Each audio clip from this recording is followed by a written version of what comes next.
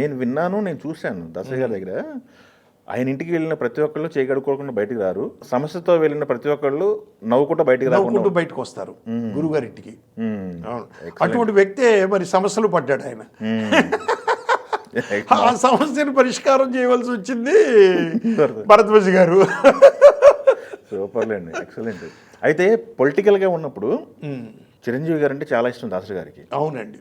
దాసరి గారు అంటే చాలా ఇష్టం చిరంజీవి గారికి. అవునండి. అట్లాంటి విషయాల్లో కొంత ఎడముఖం పెడముఖంగా ఉన్నారు ఒక సందర్భంలో అని చెప్పేసి ప్రజారాజ్యం పెట్టినప్పుడు. అవునండి అని చెప్పేసి చాలా వచ్చింది. అది కారణం ఏంటనేది నాకు ఇంతవరకు తెలియలేదండి. వాళ్ళు ఒక విధంగా బంధువులు తెలుసా మీకు? అది దాసరి గారు చిరంజీవి గారా? ఓకే. దాసరి గారు మేనలుడు ఉన్నాడు చూసారా? అవును. కెమెరామెన్ చనిపోయాడు, శ్రీహరి అని. హరి. అవును, హరి గారు. ఐడియా ఉందా? తెలుసా. హరి పెళ్లి చేసుకుంది ఎవరినండి? చిరంజీవి గారు పెన్నమ్మనే కదా. అవునా? ఓకే. ఆయన చేసుకుంది. Okay okay. చిరంజీవి గారు పెన్నమ్మ చేసుకుందండి. వాళ్ళ బంధువునే చేసుకుందండి. Okay okay. మరి ఎక్కడొచ్చిందో అనేది నాకు ఇంతవరకు ఎప్పటి వరకు తెలియలేదండి. ఆ కారణం మా వాళ్ళకే కాదు, మా వాళ్ళు ఎవరికే తెలియలేదండి. చాలా వేదికల పైన దాసరి గారు చిరంజీవి గారు రాజకీయాల్లోకి రావాలని చాలా సందర్భాల్లో మాట్లాడారు. బట్ ఎందుకో తెలీదు. బట్ ఇద్దరు ఎప్పుడూ కూడా బ్రహ్మాండంగా ఉండేవారు. మరి గురువు గారు చనిపోయినప్పుడు చిరంజీవి గారు వచ్చి వాళ్ళ మిస్సెస్ వాళ్ళు ఎంత ఓదార్చారండి వాళ్ళు. మరి ఎక్కడొచ్చింది అనేది నాకు అసలు తెలియలేదు. ఇది ఎందుకంటే ఈ రామోజీరావు గారిది ప్రత్యక్షంగా నేను ఉన్నాను. రామోజీరావు గారు 2 ఇన్సిడెంట్లలో, ఆ పేపర్ జర్నలిస్ట్ విషయంలో సర్దార్ పాపారాయుడు సెట్లో నేను ఉన్నాను ఆ రోజు. అలాగే రామోజీరావు గారు ఈయన కలవడం ఇన్సిడెంట్లో నేను అక్కడ భరద్వాజ్ గారి వెనకాల నేను ఉన్నాను. మరి కాబట్టి నేను చెప్పగలిగాను. అదేంటనేది అర్థం కాలేదు ఈ రోజు వరకు. మరి ఎందుకు వచ్చిందో మిస్అండర్స్టాండింగ్. ఆయన సెంట్రల్ మినిస్టర్గా ఉండి చేసిన రోజులు, అది చేసిన తర్వాత కూడా చాలా విషయాల్లో ఆయన పరిష్కరించారని చెప్పి తెలిసింది. చాలా విషయాల్లో ఆ యూనియన్ కావాల్సినవి కానీ అవునండి చాలా చేశారు. తర్వాత ఆయన చనిపోతారు ఒక 4 సంవత్సరాలు 3 సంవత్సరాల తర్వాత ఆయన మీద ఒక ఎలిగేషన్ వచ్చింది పొలిటికల్గా. అవును, అదే నేను పేపర్లో చదివి అన్ని చేశాను. దానికి కారకులు చాలా మంది ఉన్నారు అంటున్నారండి.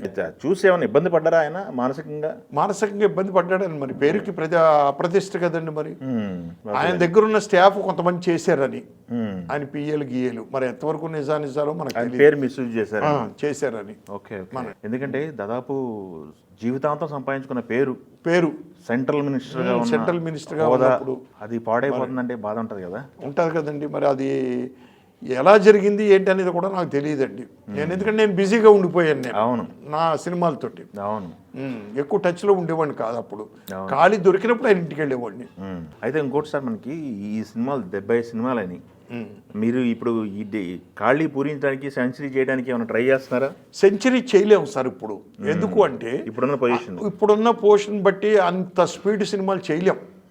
ఆర్టిస్టులు కూడా అలాగ రారు. ఈవినింగ్ 6 వరకే చేస్తున్నారు అందరూ కూడానండి ఇప్పుడు టోటల్గా. ఇదివరకు లాగా చేయరు. ఏదన్నా చేస్తే కొన్ని సినిమాలు చేస్తాను తప్పించినేనండి, మళ్ళీ అన్ని రీచ్ అవ్వలేను అని గన్ షాట్గా నేను చెప్పగలను. చేస్తున్నారు ఇప్పుడు స్క్రిప్ట్లు ఏమన్నా? 2 స్క్రిప్ట్లు జరుగుతున్నాయండి ఇప్పుడు. ఓకే. 2 మన సినిమా ఇప్పుడు గురువు గారు వీళ్ళు పెద్ద డైరెక్టర్లు దాసనారాయణ గారు వీళ్ళు చేసినప్పుడు సినిమాలో స్పీడ్గా చేశారు. బట్ ఇప్పుడు సినిమా ఫ్యాన్ పెరిగింది అంటున్నారు కదా. ఫ్యాన్ పెరగడం అంటే సార్ అది ఊరికనే అంబక్ మాట సార్.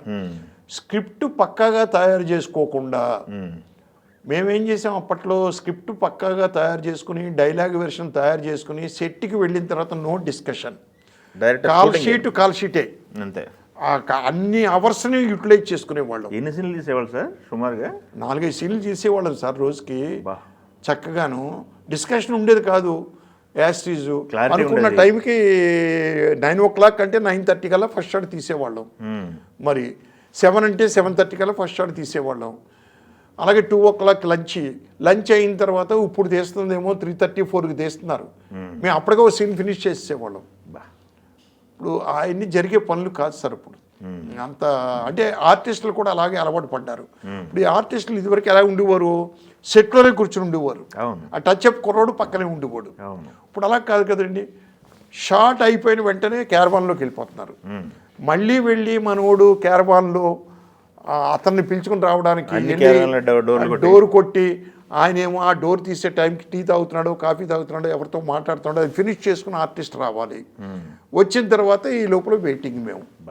ఇలా జరుగుతున్నాయండి ఇప్పుడు నేను తీయాలన్నా అలాగే అలాంటి పరిస్థితుల్లోనే సినిమా తీయాలి, అవును, లేదంటే తీయలేం, ఇంపాసిబుల్. ఓకే. అదే